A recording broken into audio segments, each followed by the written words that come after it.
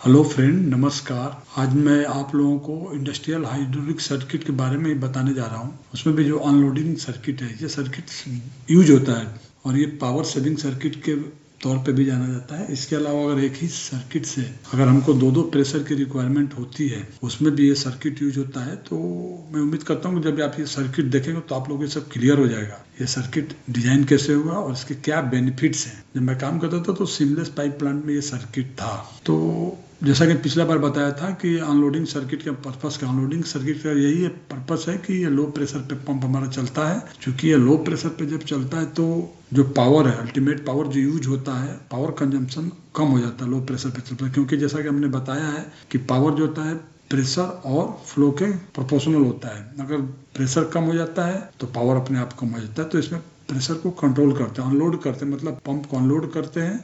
Pump को unload का मतलब है कि मोटर को अनलोड करते हैं, मतलब जो हम पावर कंज्यूम करते हैं वो कम हो जाता है। तो वही है कि unloading circuit is a system where pumps outlet is diverted to tank at low pressure during part of the cycle. The pump may be unloaded because load conditions at times would exceed the available input power or simply to avoid wastage power and generating heat during the idle period. अब idle period में अगर आपने pressure कम नहीं किया तो उसमें क्या होगा कि प्रेशर कम नहीं किया, आप पंप चल रहा है, पंप चल रहा है मतलब मोटर उसको घुमा रहा है, और जो उसका पावर है मोटर का, अगर आप यूज नहीं कर रहे हैं, आइडल टाइम में फुल लोड पे चल रहा है, तो वो टोटल जो हीट उससे जनरेट होगा, जैसे फर्स्ट लॉ थर्मोडायनेमिक्स है, energy supplied to work done plus rising temperature. तो चूंकि वर्क आप कुछ नहीं कर रहे हैं तो हीट क्या होगा, टोटल जो हीट जनरेट, जो पावर जो है वो हीट के फॉर्म में कन्वर्ट हो जाएगा और आपका सिस्टम का टेम्परेचर बढ़ जाएगा। जब सिस्टम का टेम्परेचर बढ़ जाएगा तो सारे प्रॉब्लम्स होंगे। पहले तो ऑयल की विस्कोसिटी कम हो जाएगी, इसके अलावा आपका हीट एक्सचेंजर इफेक्टिव नहीं रहेगा,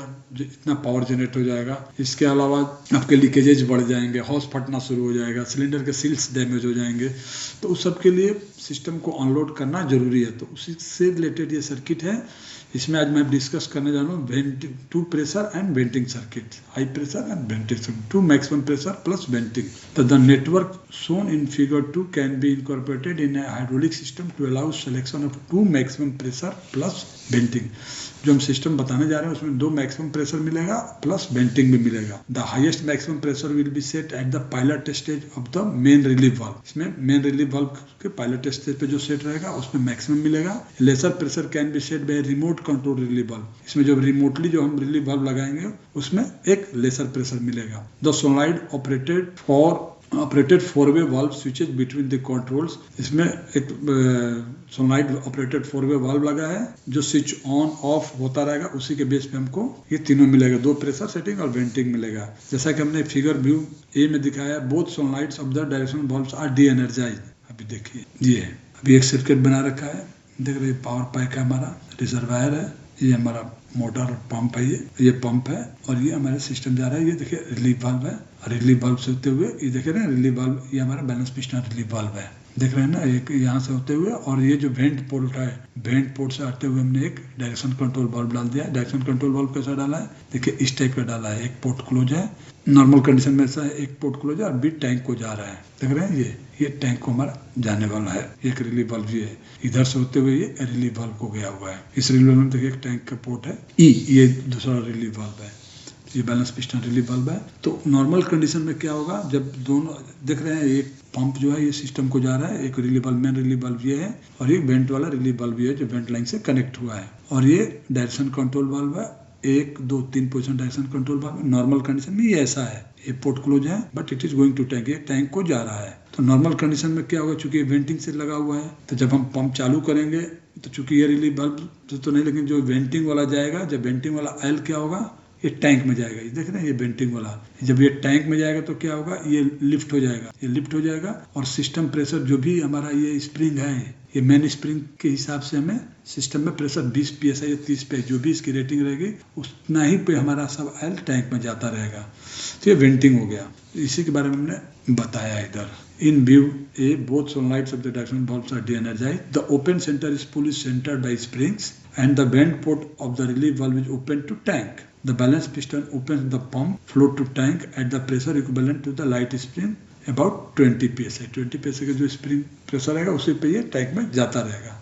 तो 20 psi का नॉर्मल पोजीशन में क्या होगा, जो हमारा कोई सिस्टम काम नहीं कर रहा है तो जो भी पावर जनरेशन होगा, जो भी पावर का कंजम्पशन होगा 20 psi प्रेशर के हिसाब से ही होगा, जो काफी कम रहेगा। अब यह two maximum pressure plus venting में intermediate maximum pressure in view to be the left hand solenoid of the direction valve is energised. Figure पे फिर आते हैं, जब 2B है। अभी देखिए जब ये एनर्जाइज हुआ तो ये पोजीशन हमारा आ जाएगा, नॉर्मल पोजीशन पे ये आ जाएगा। जब ये एनर्जाइज होता है ये जो P लाइन आ रहा है, ये P लाइन आते हुए इधर से होते हुए ये रिलीफ वाल्व से कंट्रोल होगा। ये आते हुए हमारा इधर से जा रहा है, जाके कहाँ रिलीफ वाल्व पे जा रहा है। अब ये रिलीफ वाल्व पे ये गया और इधर भी है, लेकिन अब चूंकि इसका सेटिंग कम है तो जब भी हमारा जो भी ये सेटिंग हुआ इस सेटिंग के हिसाब से हमारा सिस्टम में प्रेशर जाएगा। क्योंकि जैसा कि हमने बताया कि fluid seeks the path of least resistance, fluid उसी पाथ को पकड़ता है जिसमें कम से कम काम करना पड़े। तो अगर इसका सेटिंग हमने 140 बार पे किया है और इसका सेटिंग 20 बार पे या 25 बार पे या 100 बार पे किया है, तो जब ये पिक्चर में आएगा, जैसे ही ये इस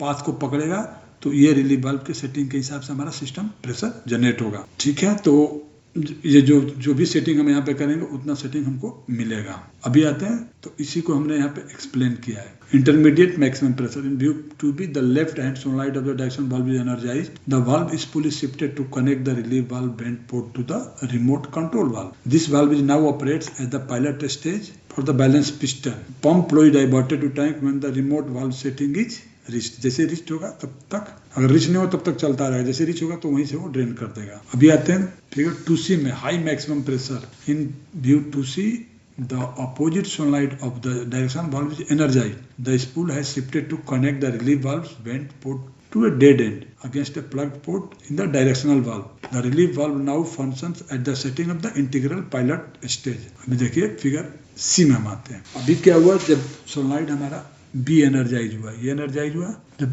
ये एनर्जाइज हुआ तो हमारा देख रहे जो ये वेंटिंग वाला लाइन से जो यहाँ से जो ऑयल निकल रहा है, अभी इसको ऑयल को जाने की कहीं वो नहीं है, जगह नहीं है, ये ब्लॉक किया हुआ है।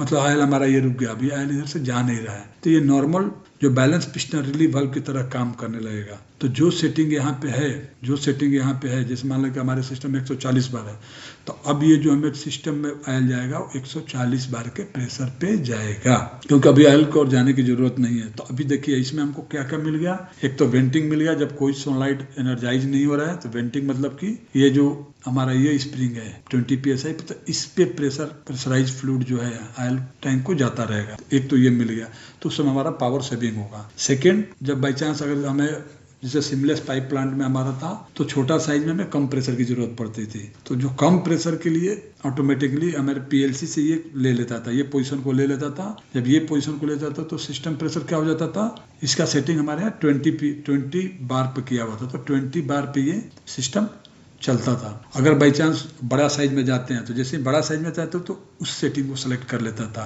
तो जब इस सेटिंग को सेलेक्ट कर लेता था फिगर C आ जाता था, ये आ जाता था। तो उस समय 140 बार पे हमारा सिस्टम प्रेशर मेंटेन रहता था, 140 बार से ज्यादा होने पे ये अनलोड होता था। तो इसमें क्या हो गया, एक तो वेंटिंग वाला हो गया, एक मिनिमम प्रेशर यहाँ से हो गया, और एक ये, माने 3 प्रेशर हमको इसी सिस्टम से मिलता था। तो इसका बेनिफिट क्या होता था कि बड़ा साइज के लिए हमको ज़्यादा प्रेशर की जरूरत पड़ती थी तो ज़्यादा मिल जाता था, छोटा साइज के लिए हमको कम प्रेशर की जरूरत पड़ती तो हम ऑटोमेटिक सेलेक्ट कर लेते थे, और जब कुछ भी काम नहीं करना था तो ये अनलोड हो जाता था, वेंट हो जाता था।